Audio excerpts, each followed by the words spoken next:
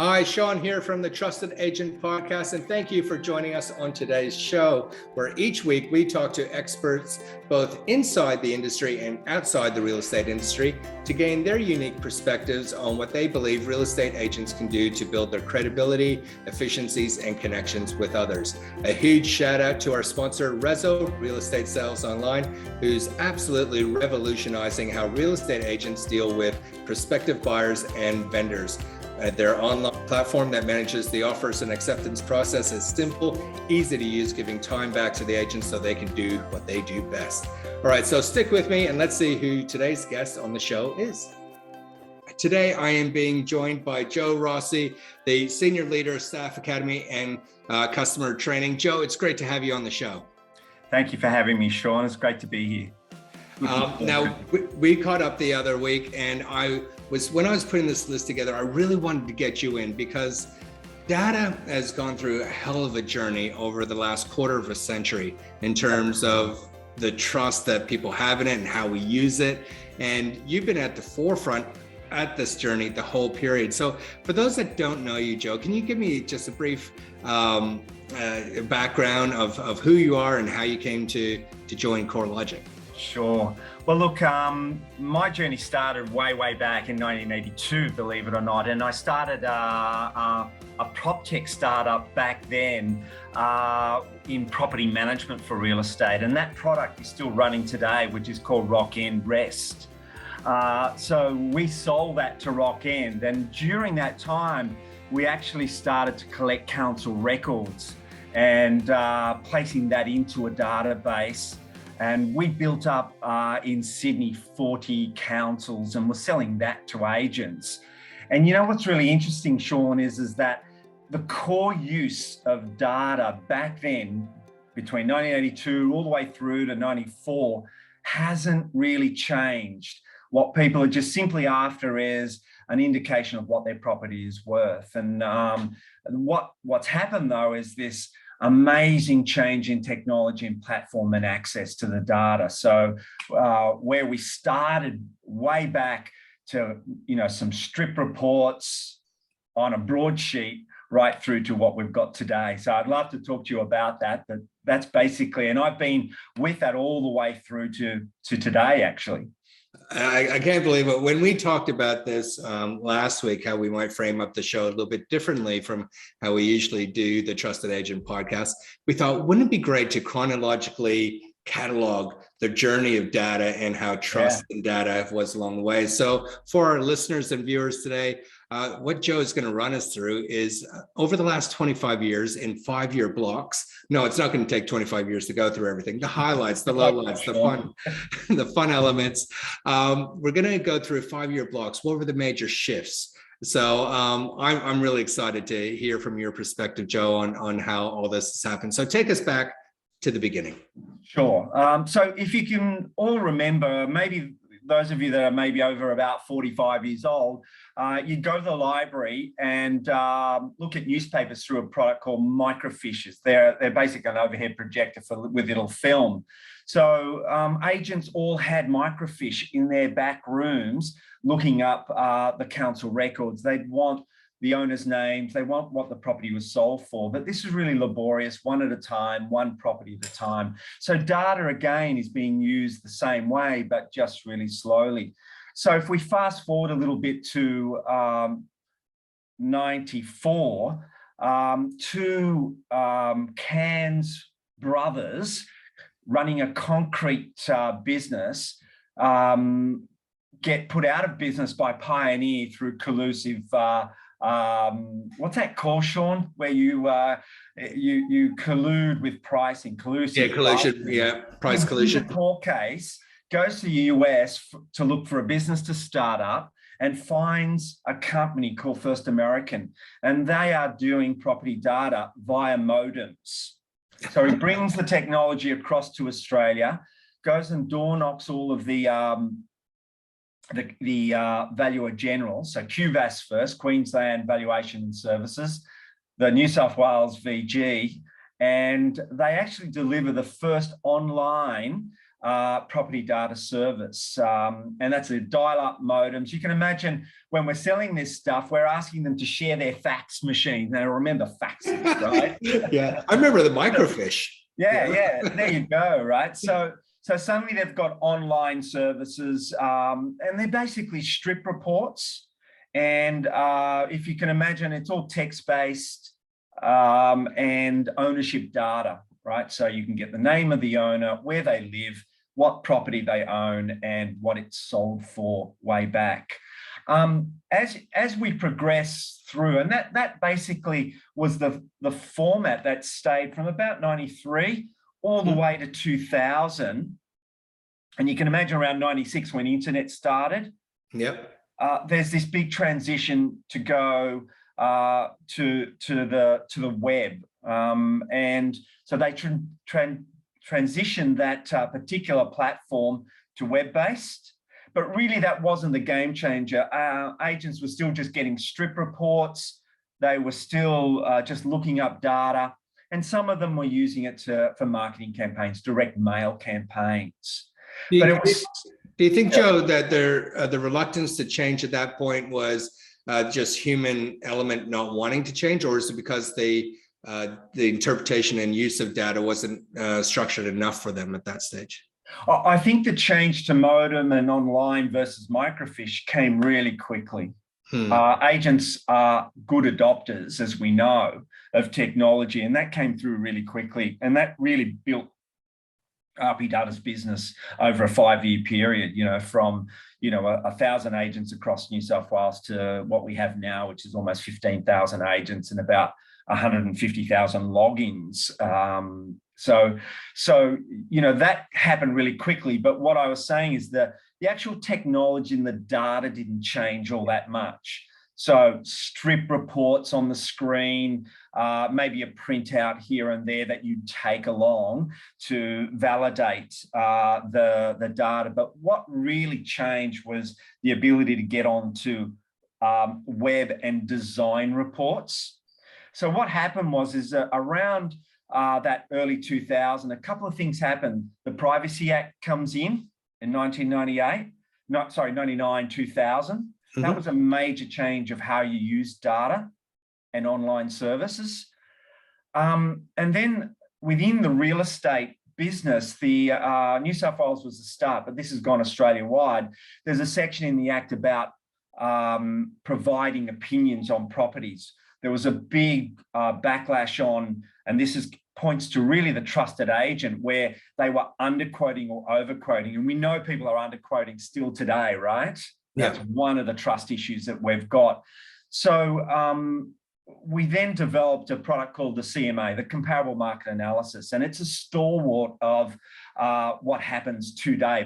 And that was a big game changer. You could turn up with a report that not only gave you, say, the sales history, but it gave you stats. It gave you median prices. It gave you all of these things in one built-up report. And I think that's where agents started to use this as a front-end piece, as a presentation tool or as a validation tool. Yeah, to reaffirm what they're saying and be seen as that credible, trusted agent is like, not only am I giving my expert advice through my own experience and what I know about the community and where the market's at, but now I have data to back it up. That's right. That's right. You find then we started to build some technology jumps. So mapping came into play. So you can imagine an agent now who's got fairly large territory can view the property on a map. They can layer the maps. They can do contours. They can view it. We then brought in aerial photography. So suddenly they've got this technology where they basically don't have to get out of the office before they actually really know well what that property looks like. If we fast forward a little bit to about 2004 and 5, so that all happened between 1994 through to 2002, 2003, that technology, online services, getting better with the reporting, and then the technology hits with mapping. And one of the things that gentleman by the name of Ray Catlin, who started RP Data, he's passed away now, really inspirational guy. A good version of Clyde Palmer, if you can imagine that type of Queenslander, right? But a good version of it. Nice. I'm there. Picture. Yeah. Anyway, he decides to spend millions of dollars hiring people. This is before Google Street View. Okay. Right? Walking the streets, taking digital photography. So they had council books with all the properties in street order, and they would literally walk the streets and take a photo, a front door photo of every house. It was amazing. The stories these photographers used to have of being chased down the street because they thought they were insurance agents or something like that, right? Or staking the place out. Yeah. But we actually finished the whole of Brisbane, the whole of Sydney. We didn't get all of Melbourne by the time the technology caught up with street, like the cameras on cars and things like that we have now. But that was just a huge game changer for agents' product knowledge. Yeah. So suddenly now you've got the whole street, you've got every house and a picture of every house. Yeah, and you got those visual aids. And if we know anything about humans and using those for listing appointments, is seeing our own house on something is going to be forming that emotional connection. That's exactly right. And the reports then caught up with photography. So suddenly you've got the CMA with a historical report of all their chosen properties that they're comparing. And suddenly you've got a photo so they can compare the house, apples with apples and so on. We still had a problem though. We had to wait 3 months for settled sales. Okay. Right. Yep. And we didn't know what was on the market. At the time, nobody was capturing that. That's exactly right. So fast forward between 2005 and 2010. Yep. And you've suddenly got this another big project of keying up every newspaper. I was going to say the only way you know about it is advertising. Yeah, that's exactly right. And one of the things that happened between 2005 is that we had a strategic partnership with realestate.com. They gave us all their listings. We gave them the recent sales and the and sales data. So we did this great swap of data, and that lasted for 5 years. But what that did was not only give us listing information, but it gave us the attributes and features of the property. Yeah. And then it gave us internal shots. So now you've got this agent that walks around that can actually, before they knock on the door to do their presentation, they know a lot about your property. They probably know, if you've only been there for 10 years, we've had it since 1985. We've got all that historical data. We've got inside shots. We've got a great view of what's going on. And we've probably got a backyard and a front yard shot as well, right? So that all comes into this play of trusting. If I'm going to compare 5 properties and say, this is where we think, better or worse, this is where we position your property, they're going to have a lot of information to back that up. And if they're doing it properly, they should be able to build that confidence and trust and credibility using this data. And that's essentially what it's for. I just cannot believe how much it shifted in that 10-year period. Yeah, they were the absolute game changers when you those data packets coming in, and just from that 2005 to 2010 period. During that period, you get a lot of people coming into the market as well. Price Finder comes in, Australian property monitors come in. You get Domain purchasing those two. You get this sort of rationalization of companies supplying, and that's happening now as well as we speak. But what also happened is that there was a shift in that time between 2005 and 2010 from ringing up the REI. I don't know whether you've noticed this, Sean, but if SBS or ABC or Channel 10 ring, want to know data on what's happening in the market, they don't actually call the REI. No. Who do they call? They call CoreLogic, they call Domain, they call realestate.com. So we've actually shifted the research. Yeah. And we did this on purpose. We actually hired Tim Lawless in 2006 to do that, specifically to be the trusted source. Yeah. So the other shift in that time was a thing called an AVM, an automatic valuation model. Okay. So this is an algorithm that spits out a report and gives you an estimate of the property. Is that based off all the features or is it like everything? Everything we've got. Yeah. Everything we've got. So from pool to northern facing or aspects, probably not. The general terms is, hey, bedrooms, bath, garage, land size, property size, all comes into play. We try to do some geospatial, but it's too dodgy. The algorithms just spit out too much variation of it.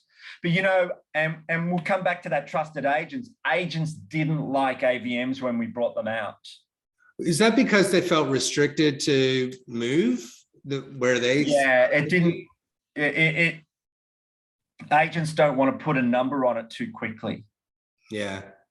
They want to see where the market and the interest is at, where the vendors' expectations are, where the buyers can meet them, get as close to that gap. But if you put a number, you run the risk of people just being fixated on that. And yeah. So companies like On the House, before we bought them out, were giving free estimates on the house. That's why they call them On the House, of course.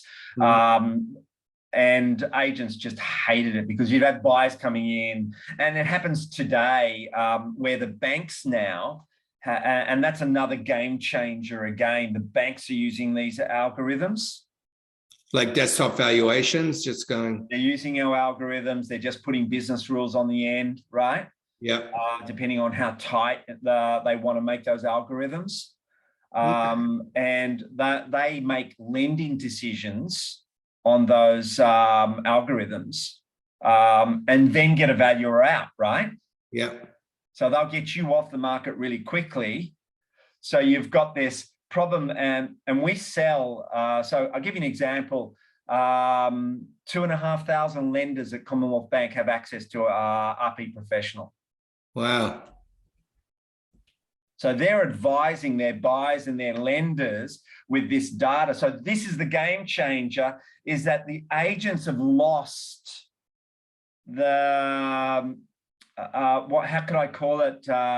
They've lost the lead. And that was what I was alluding to as, hey, the REI don't get called to find out what the market's doing. Tim Lawless does at CoreLogic, gets rung up to find out what the market's doing, right? So they lost that hold on the data. Yeah. And they've lost that since 2010. And that's partly to do with companies like ourselves, you know, Pricefinder, CoreLogic, partly with the data lake availability. I'm going to talk about that, where NAB have complete access to our data. So you see what's going on now as far as who's the expert, who's the product expert, and where does that pricing number come out? Yeah, I think, you know, right there with the banks putting all that confidence. I mean, they're lending money based off of the algorithms that you're supplying, you developed. I mean, if that doesn't talk volumes right there, the biggest risk, you know, for our biggest lenders is your product, then I can't see why too many people wouldn't be using the data to give them confidence and certainty and credibility as well.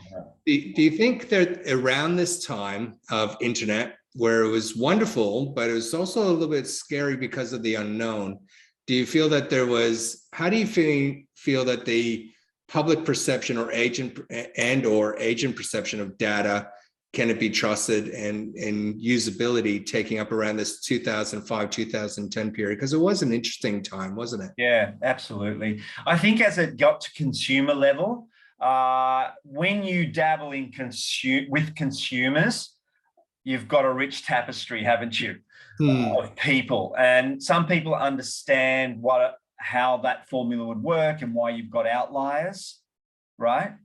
And other people are just fixated. And that's and the way. And when we talked about, how we helped agents problem solve this, is here's the algorithm. I am your local expert. Let's have a conversation. Yeah. And Right? where did you see that transition? When did that start happening? That really started happening when they started using the AVM, and the CMA just got really good.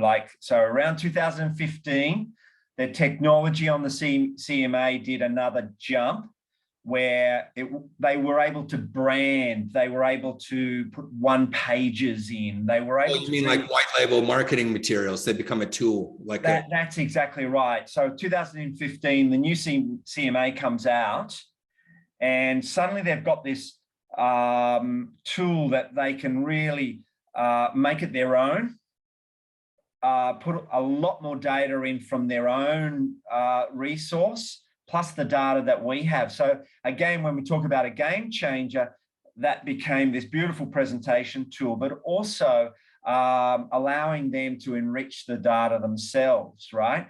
And it still had the number in there if they wanted it. And they could point to it and say, well, look, this is what the market, but that's behind the times. The market's boomed or the market's dropped in the last 3 months. Let's have a talk about what buyers are out there, or what what this can sell for. So I think agents then took back control of that. Yeah, I love that, because if you were using that data at the time, and people are fixated on that number, you could go weeks and months without it being refreshed, and people are still way back there. But a lot of the times we see agents reluctant to move towards technology and automation and all these tools that will help them, because they feel that they're going to lose their sense of control and their craft and their skill of negotiating and maneuvering, when in fact, no, that isn't lost at all. This is a timestamp, a moment in time that you can refer to, but you can still put your bells and whistles on it as well. If you look at around that 2015 as well, happened a little bit earlier, but it really got rock solid, was the mobility tools. So the iPads, the iPhones, the Samsungs, all your mobility tools. Once upon a time, agents tried to use their laptops. And, you can imagine walking in with a laptop, sitting on, opening that screen up, waiting for it to boot up, finding the document. I'm done. The remote connectivity. What's the Wi-Fi password here? Yeah. Whereas now, bang, you've got it on your phone straight away. You can look it up. You've got all this detail. You can go and look at other properties. You can, there's a lot of these products around. Of course, CoreLogic seems to be in that game change. Each time that game's changed, we've brought it out and then other people follow, and that's my plug for CoreLogic. But basically people have caught up. So you've got products now from RealHub, Realtair, all those presentation tool, and that brings us almost to today. And I'm going to talk about APIs, application program interfaces, right? So we have the data lake, and what you've got now is all the prop tech companies, CRMs, the Real Hubs of this world, all those that are servicing agents in really narrow fields, coming and using our data and feeding that data. So often they're ahead of us now, because we're a big Goliath. We have to actually build something, and it has to go to the committee of death before it gets built, right? Whereas you've got garage bands that are just knocking this stuff out, right? And some really great stuff. So we're using these data lakes, and I'll give you an example of the use of this is propensity tools. So we brought out a product called Smart List. So we partnered with Quantium that has all the consumer data. Yep. And that's the game changer, is consumer data. And you can see that with what realestate.com and Domain are doing. It's all consumer data. join that up with property data, and you have got a total game changer, because you can actually predict when someone might be able to, like, is there's a propensity to list, right? So suddenly you're going and you're marketing in really targeted type fields to give you higher strike rate. So beautiful stuff. A lot of way to go on that technology, and we need better data on it. But we experimented. Sometimes it worked. A treat. In the right market, it's amazing. In a fast-paced market like this, it's a bit hard to predict, right? It is super fast. I remember when I was working in another industry, we used to use AC Nielsen data and Roy Morgan data for the consumer behaviors data. But in fast changing times, and as you said, when you're matching that with property data and the technology advancements, week to week, month to month, how fast it's moving, I could see that it'd be quite a complex issue.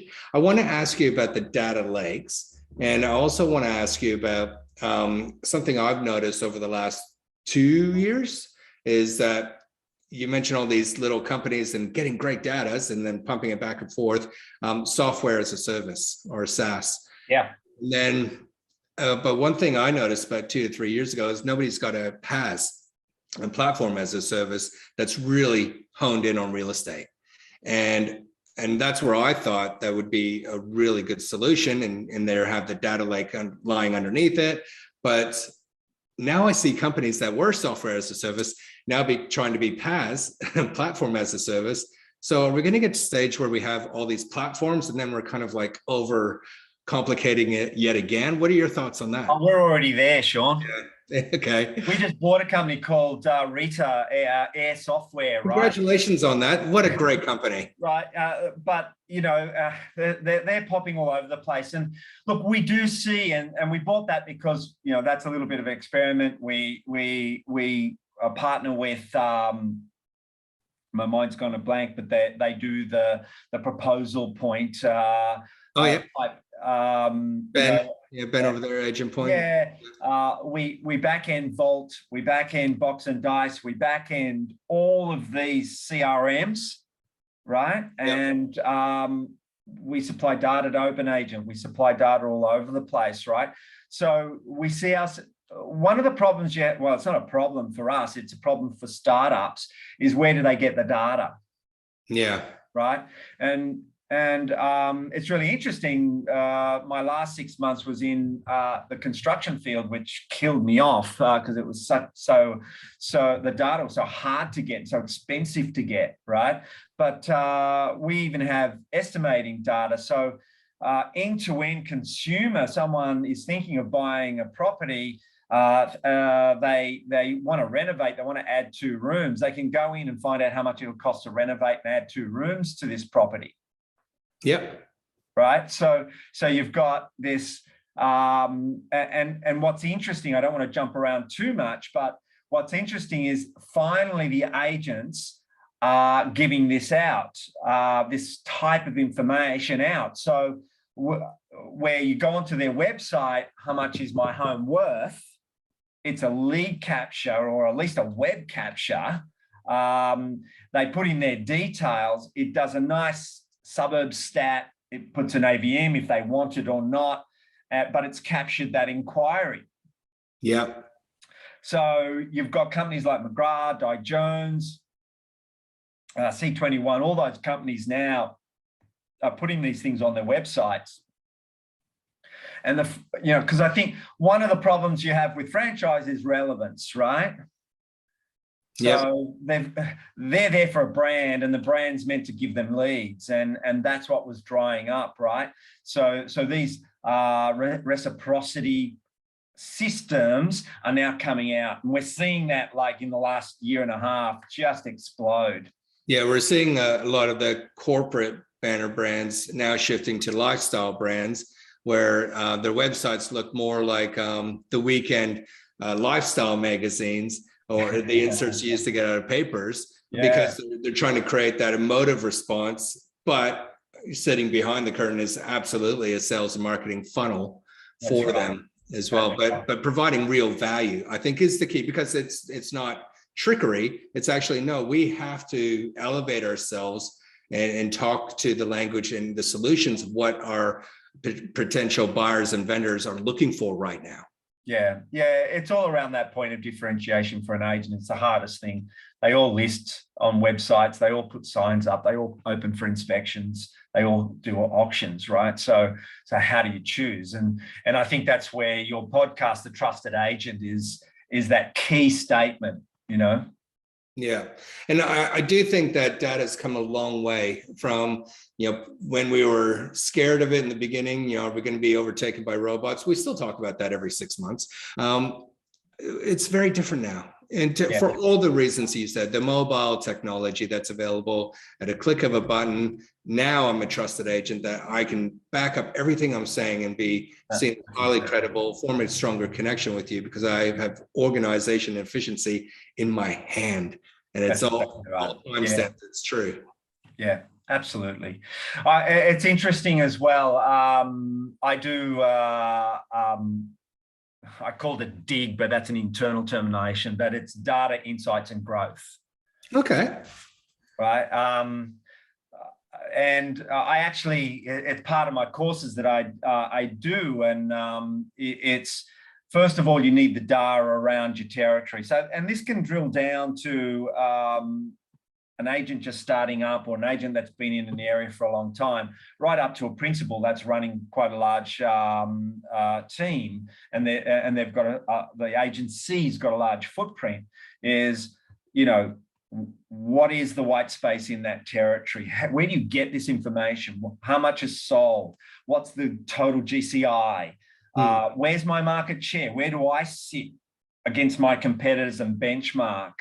And I run through all of that, and then all the things you need to do with data to actually increase that market share. And what I did was in our back end, we can see what our customers are doing. And there's no, there's no real surprise that these number one agents, these top agents, are all doing the things with data that you expect them to do, right? Yeah. You know what I mean? Yeah. And sure, they're number one, right? Because, they're the attraction agent. They are a big business. They're number one because of that. But every time I did this research, they were in the G. We categorized our customers into data, insights, and growth. Yep. So the growth people used all of our stuff. Yeah. And they used it in quite a deep way. Whereas the D just looked up something, printed a report. If I was lucky, they were out of there. Okay. So you see that, and you come back full circle. Those number one, they're trusted agents. People go to them. They get referred. And when you talk to them on an individual level, do you know what? They've got the same looks, the same feel, the same conversation. You think, why are these people so good, right? And they've just got methodologies and systems in their offices that work, right? Yeah, and that's when I was putting together the podcast foundations, and I talked about credibility, organization or efficiencies, and connection, because I think there's connection's a human element. Credibility is about your brand and reputation and testimonials and leveraging those. But the organization, the efficiencies and the processes that you have in place can never be underestimated. No. About how much value that brings to trust. If a vendor can see at a click of the button or drop in the email box a total vendor report that's schmick and looks clean, and every offer that's been submitted, they're going to know that agent's been working the best. Yeah, if the buyers and vendors aren't waiting for the agent to get back to them because everything's automated and it's concise and detailed, that alone just takes away any ambiguous nature as well. So therefore, lifting that shroud of unknown, I suppose, trust through transparency. Absolutely. Yeah, it's interesting when you actually layer that data of our usage over the performance of agents. We've got a product called Market Scorecard that we just look at the top agents in any suburb, in any postcode, down to an agent level, an agency level. and then you grab their usage in data and you think, wow, that just matches every time, matches every time. Well, for our listeners and viewers, we know success leaves clues. Here's a big one. Yeah, if you're not absolutely using data, and there's really no reason not to, because there's plenty of it available. Where do you see, does that kind of bring us up to where we are now? Where do you see absolutely 5 years and 10 years? Where do you think it might be going? You know, I've sat a lot of these futuristic, and you have the robot with an iPad walking people around. What worries me is, where you get, so much technology that you start to think, well, I can sell this house myself. And that's been, the FISBOs of the world, and that has come into play. It really hasn't gotten any traction because you've still got this major problem of this is my biggest asset. I'm dealing with a consumer. The technology will never replace that. What it does do, it just makes agents more efficient in respects of, hey, I can list more. I've got a good friend that runs a fairly successful agency, and her problem is I need more people to list more. So it's that turning over of properties. It's making sure it's at the right price. It's that all of that. I think that's where technology sits, and also that connection with consumer, that social, the distribution of data and content that data does for their socials. Because if you pick up any of the scripts and dialogue books, and what to do to be a number one agent is you've got to have all these contact points, and unless they're meaningful contact, and I know Kylie Walsh had a great saying. She said, you've got a bank, you've got this bank of trust, right? Yeah. So I can't ring Sean up and say, hey, this is how you're going. You're thinking of selling every 3 months, because you get annoyed with me. But if I actually provide something to you, I provide what the market's doing, I provide maybe an AVM and have a discussion about it, touch base with you twice a year with information. And I think this is what's important, right? Yeah. I think that social media side will have to join up with that as well. Who holds the data, I don't know. That's something that whether it all becomes free. The US is with Zillow has sort of gone that way, where consumers just go in and they can get anything they like. Yeah, they've done a remarkable platform over there. They even have your local guides, I think, plugged into that. So you have a community of almost like volunteers saying, hey, this is our local general store or the park or a school. And it's that's right, really become part of their platform. Yeah, I think the capturing consumer data with the property data, that's where, the face of the consumer, the profile, what this person is like. And you can see that with, products like Customer Journey that we've got. You've got Domain with their products, where they're following people's open for inspections and getting data on just how many they're going to and whether they're buyers or sellers. I think that's the direction a lot of the data is going now.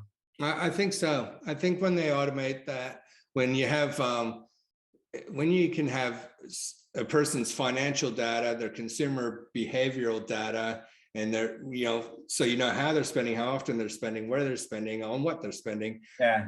And then you have the phases of life of where they go, and not all people are the same, but we do tend to follow a certain pattern as well. And then you throw the property data on that and where they're at in relation to it. That's right. That's right. It's so powerful. Yeah, very powerful. And in terms of, this might be a more complex question and maybe one for another day, but data, when we look at what's happening in the UK and the privacy and the ownership of data and the responsibility and the collection and storage of data, I know Australia, we're going very much down similar paths. But yeah, I think the ownership and storage and responsibility of data is going to be a little bit harder to manage, and maybe it's not even on the radar for agents and principals and directors yet, but I think it's something that's going to have to be thought of. I think you're dead right, Sean. I think the cost of keeping the data, and I'm not talking about secure, but that's a big part of it as well. But understanding the use and use case of data, because you've got these data packets coming from all these different areas. And as an example, we spend a lot of time and effort in educating people around the value-add general data and what you can do with that.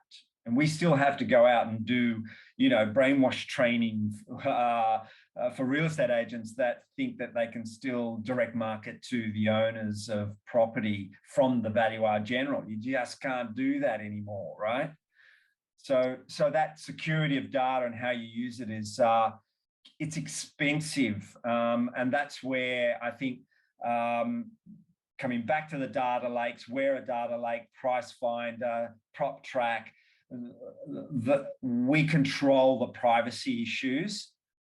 We understand what we give out on the APIs, right? Because you actually have to have a use case to hit those APIs. And then, so is it going to be right for that use case? And we actually control that, right?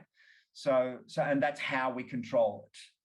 And as you're providing those solutions, software solutions or whatever, that's reducing the risk for agents and principals and directors. So they don't have to think about that.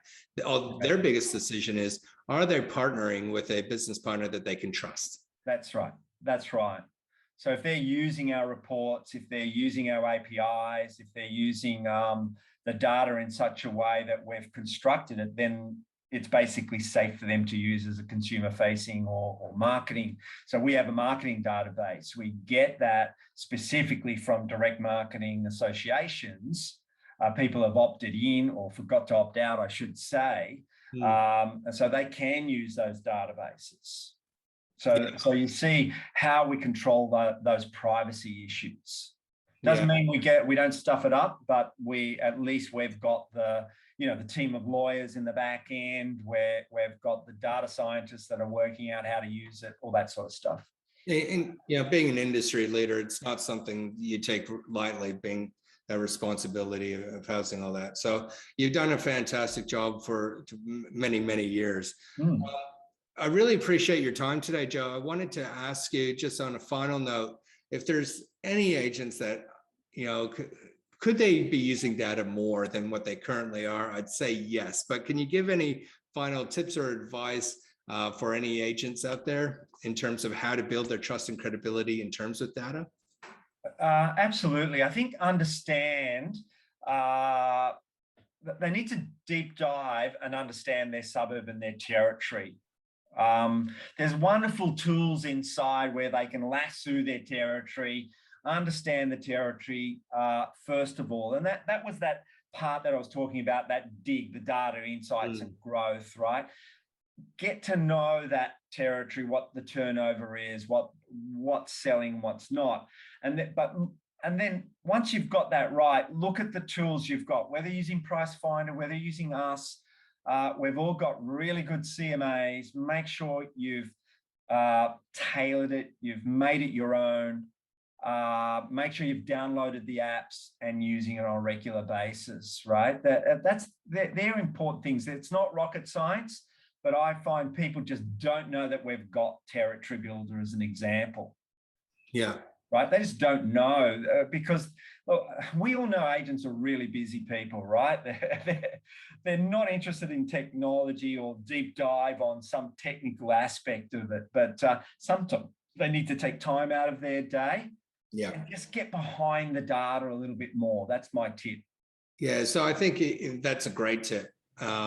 If we're all going to be growing and developing and making sure that we're not falling behind in the industry and how fast technology is moving, setting one day a month, even just have nothing else but just focusing on this and pick up the key learnings and webinars or attending conferences and, That's right. and just putting down the phone for a second, understand sales pipeline better than anyone else, but just, you don't want to be left behind. Yeah, so absolutely. look to the tools that are available to you out there and just see if something resonates for you. Yeah, absolutely. And I love the market scorecard as well. Look at the agents that are doing well. What are they doing? Yeah, that's right. Replicate success, I always say. So yeah. Any other final tips, Joe? No, I think I'm done. Thank you, Sean. It was really fun. It took me down memory lane, though. That was really nice. That's good, Joe. Look, it's not often we get someone who's been really at the forefront from the beginning of something and run the whole way.